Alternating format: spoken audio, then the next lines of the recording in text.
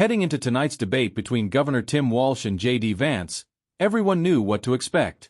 Walz was going to dominate and Vance was going to crumble.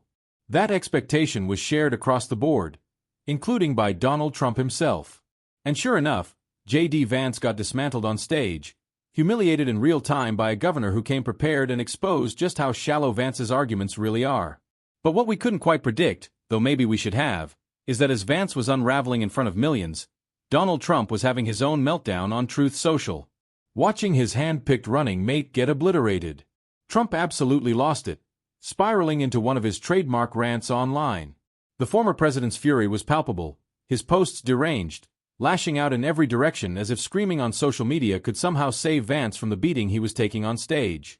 It was a humiliating night, not just for JD Vance, but for Trump himself, because the man who wants to project strength couldn't even keep it together while his sidekick got politically eviscerated. Hello, everybody. This is your favorite president, Donald J. Trump, and we're going to be doing a play-by-play of the vice presidential debate, which will be on in a little while, and we're going to be starting at 9 o'clock Eastern when it starts. And we'll be talking about JD Vance, who's really, I think, great. A top student at Yale, great student at Ohio State. He graduated in 2 years with honors and all of those things, but he's really a tremendous guy actually. And he'll be going against Governor Walz. And I will not say anything bad about him because we're going to keep it very straight. We're going to see how they do.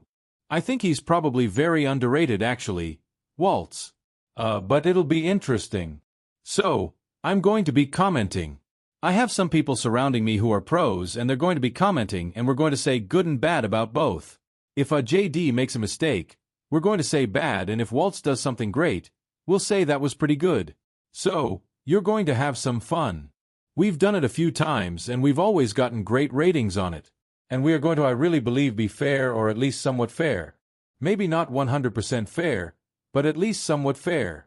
So, I think you're going to have a great time. So, it's 9 o'clock. It's on Truth Social. 9 o'clock Eastern, and let's have some fun. It's going to be a very interesting night. Thank you very much for joining. Thank you. Even Trump went into this debate expecting JD Vance to stumble and stumble. He did. Trump made it clear beforehand. If Vance slipped up, he'd be furious. And boy did Vance deliver mistake after mistake, fumbling so badly that he ended up with his microphone cut off in one of the most humiliating moments of the night. But Trump's anger didn't stay bottled up. As Vance flailed on stage, Trump erupted on Truth Social, firing off post after post in a desperate attempt to shift the narrative. His first target, the debate moderators whom he accused of being extremely biased. A classic Trump move when things aren't going his way. But it didn't stop there. His rage quickly turned to Tim Walz, who was dismantling Vance with precision in real time. Trump lashed out with bizarre attacks, accusing Walz of being indoctrinated with lies and as nervous as you can get, which made little sense given Walz's confident performance.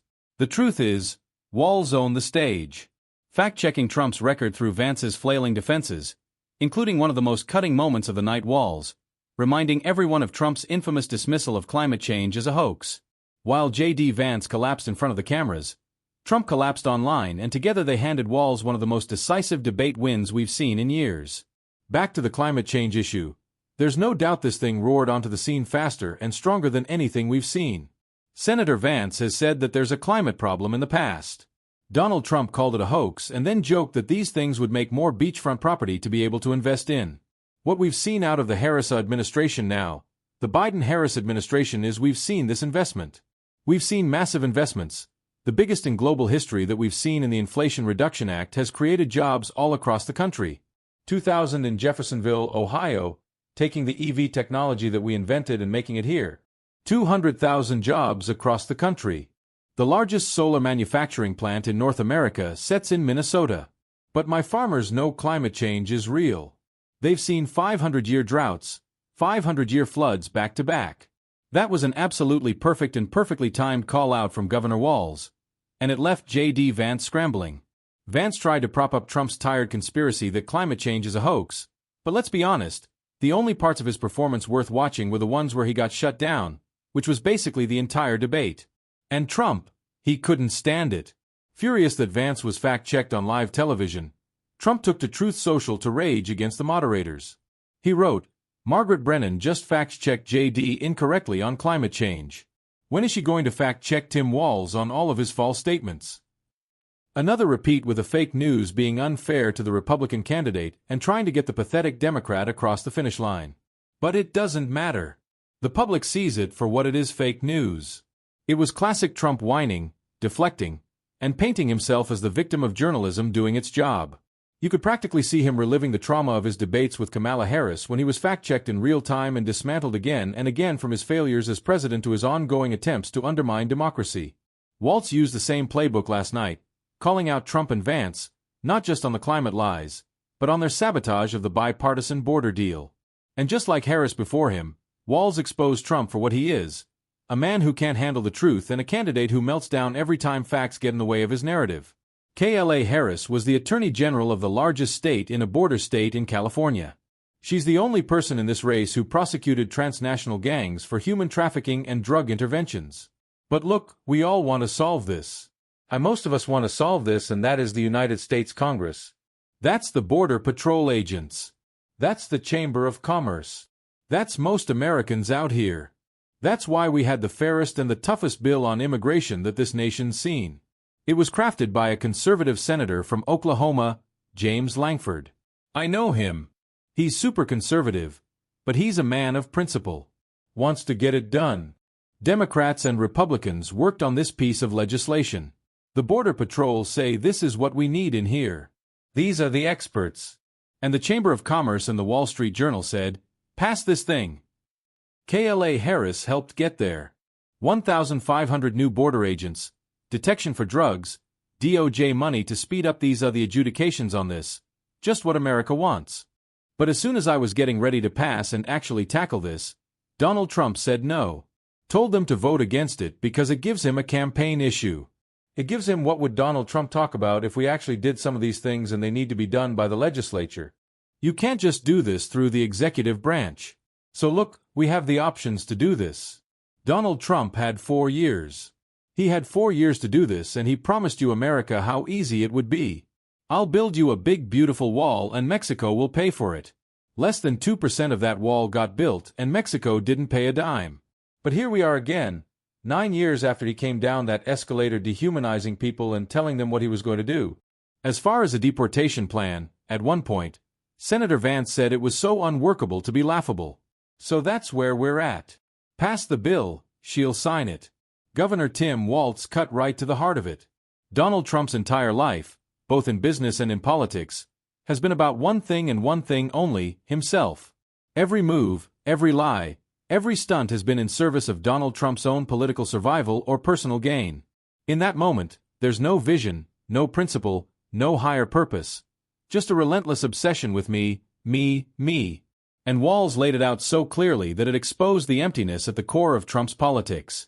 Don't we all wish we could just mute that endless self-serving noise? Well, last night we got the next best thing. JD Vance, Trump's chosen sidekick, literally muted mid-debate after trying to peddle lies about immigration. It was poetic Trump's echo chamber, silenced in real time, fact-checked and shut down on stage. And it wasn't just satisfying to watch. It was a reminder that truth still has power when leaders like Tim Walz are willing to call out the corruption and self-interest that define Donald Trump and his enablers. Governor. And just to clarify for our viewers, Springfield, Ohio does have a large number of Haitian migrants who have legal status, temporary protected status. Margaret, but Senator, we have so much to get to. Margaret, I think it's important because we're going to turn out of the economy. Thank you, Margaret. The rules were that you guys weren't going to fact-check. And since you're fact-checking me, I think it's important to say what's actually going on. So, there's an application called the CBP-1A app where you can go on as an illegal migrant, apply for asylum or apply for parole and be granted legal status at the wave of a Kamala Harris open border wand. That is not a person coming in applying for a green card and waiting for 10 years. That's facilitation of illegal immigration. Margaret, by our senator, for describing the legal process. We have so much to get to, Senator. Those laws have been on the books since 1990. Thank you, gentlemen. The phone app has not been on the books since 1990. It's something that Harris created. Margaret, gentlemen, the audience can't hear you because your mics are cut. We have so much we want to get to. Thank you for explaining the legal process. Nora. Thank you, Margaret. Sometimes silence really is golden, especially when it's JD Vance being muted. That moment in the debate was incredible, and it raises the question, why not make it permanent in November? Mute him, mute his boss, and shut off the endless stream of lies. But for now, we still have to listen. If only so we can call them out. And sure enough, Donald Trump proved once again why that's necessary. Furious after Vance's mic was cut, Trump exploded on Truth Social writing. Margaret Brennan just lied again about the illegal migrants led into our country by lying Kamala Harris. And then she cut off JD's mic, stopped him from correcting. Hate to break it to you, Donald, but actually I love to responding to the truth with more lies isn't correcting anyone. That's just doubling down on dishonesty, which is what you and your protege do best. If Trump has a beating heart at all, lying sits right at the center of it. Talking about himself might be his favorite pastime, but lying is a very close second. And JD Vance wasn't about to set the record straight. He was about to spin another falsehood. Thankfully, Governor Tim Walz was right there all night crushing those lies with fact after fact. And I want to highlight another one of those devastating moments next. Economists don't know they can't be trusted. Science can't be trusted. National security folks can't be trusted. Look, if you're going to be president, you don't have all the answers. Donald Trump believes he does. My pro tip of the day is this. If you need heart surgery, listen to the people at the Mayo Clinic in Rochester, Minnesota, not Donald Trump. And the same thing goes with this. And I ask you out there, teachers, nurses, truck drivers, whatever. How is it fair that you're paying your taxes every year? And Donald Trump hasn't paid any federal tax in the last 15 years. In the last year as president. That's what's wrong with the system. There's a way around it, and he's bragged about that. We're just asking for fairness in it, and that's all you want. You have a minute. Governor, you say trust the experts.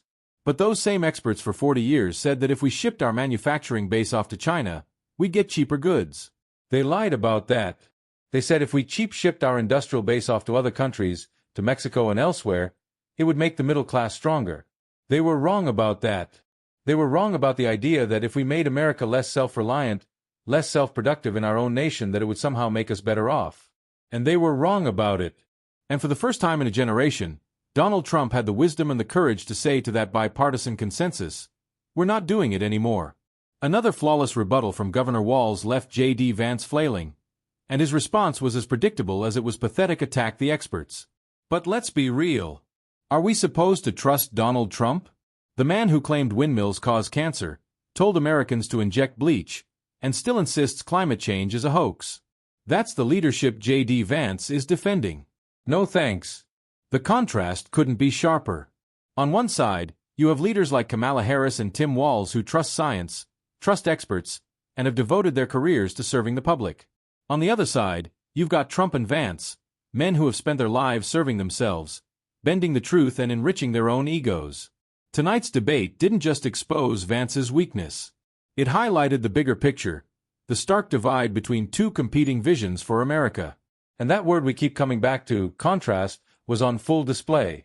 The choice between these candidates at both the presidential and vice presidential levels couldn't be clearer. So, what do you think? Let us know in the comments if you enjoyed this video. Don't forget to hit the subscribe button. The next one is even more controversial.